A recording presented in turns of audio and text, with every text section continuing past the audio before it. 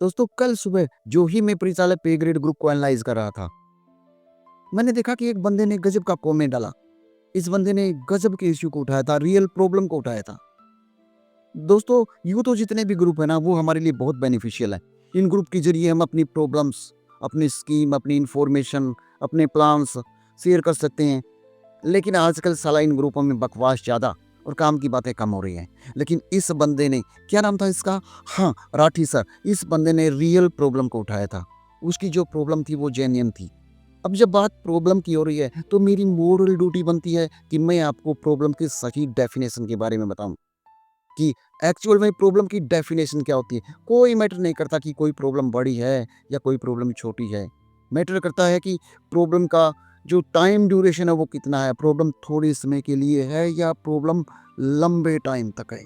जी हाँ दोस्तों, सपोज कीजिए आपके हाथ पर चोट लगी है, लेकिन वही चोट 10 दिन में ठीक होती है। दूसरी तरफ आपके पैर में कांटा है, लेकिन वो कांटा आपको 1 महीने के लिए परेशान करता है। तो आपके लिए ज़्यादा पेनफुल क्या है? 100% यकीन कीजिए, जो आपके पैर का कांटा है वो आपके लिए ज़्यादा पेनफुल है। इस राठी सर ने जो प्रॉब्लम उठाई है वो लॉन्ग टर्म प्रॉब्लम है, लंबे समय के लिए। प्रॉब्लम ये है कि जो हमारी टिकटिंग मशीन है और जो हमारा वेबिल है, उनके स्टैंड एक दूसरे से मिसमैच करते हैं। ई टिकटिंग मशीन में स्टैंड ज़्यादा है जबकि वेबिल के अंदर स्टैंड कम है।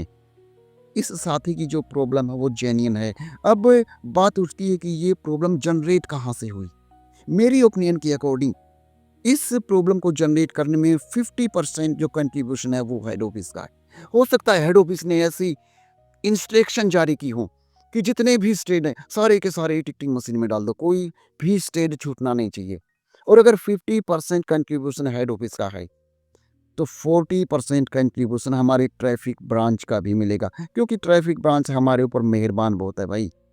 हमको पता है कि अगर ट्रैफिक ब्रांच हमारे ऊपर मेहरबान नहीं हुई, चार्जशीट कौन जारी करेगा, कौन हमसे स्पष्टीकरण मांगेगा, कौन ड्यूटी के लिए हम पर जो कंडीशंस हैं वो अप्लाई करे। बहुत मेहरबान है ट्रैफिक ब्रांच, बहुत मेहरबान है ट्रैफिक ब्रांच हम पर।